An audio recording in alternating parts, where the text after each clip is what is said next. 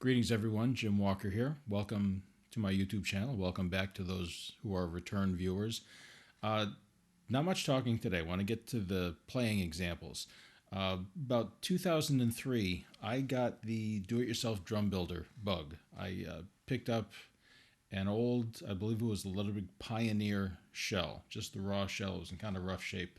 Picked it up on eBay, gathered the requisite parts to build it back up. The drum came out pretty well. I had a lot of fun doing it.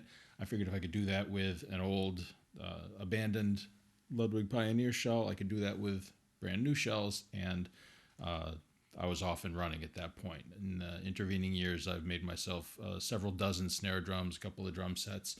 I've built a few things for friends. I don't build professionally. I don't offer my services that way. So this is not an advertisement. But about maybe 6 months into this process, in the midst of trying different shell makers, and that's one bridge I've never crossed to this point. I haven't made my own shells yet. I've always sourced out a shell, take it from there, do the finish, the edges, and all that. Everything else is mine, but I still need to source the raw shell. But after trying all these different shells and different combinations of hardware and snare wires and heads and dimensions and bearing edges and different snare beds, the thought crossed my mind that I might somehow stumble across my perfect snare drum. Now, that never happened.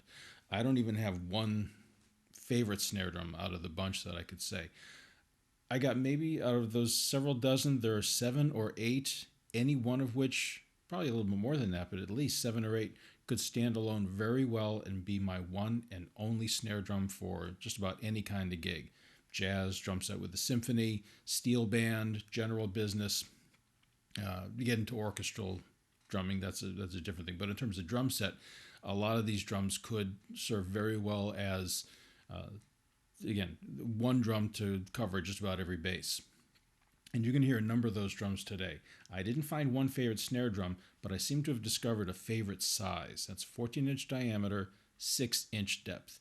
There's something about it. It's just a nice balance. You can tune them high, tune them low. If you tune them high, they don't lose body. If you tune them low, they don't get particularly mushy or thuddy. It's a little embarrassing. So much of my playing and teaching seems to boil down to Goldilocks and the Three Bears. Not too much this, not too much that. Right in the middle seems to work pretty well. And that 6-inch depth really seems to be a favorite. So all the drums you're going to hear in this video, hear and see, are drums that are my own do-it-yourself projects. I've listed the shell makers throughout the course of the video.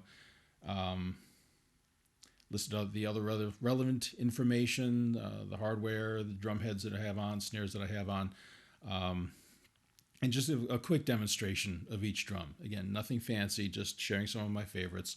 Didn't take each drum through a variety of tunings, just where it happens to be. I think one drum I tuned up a little bit because it had been sitting on the shelf for a while.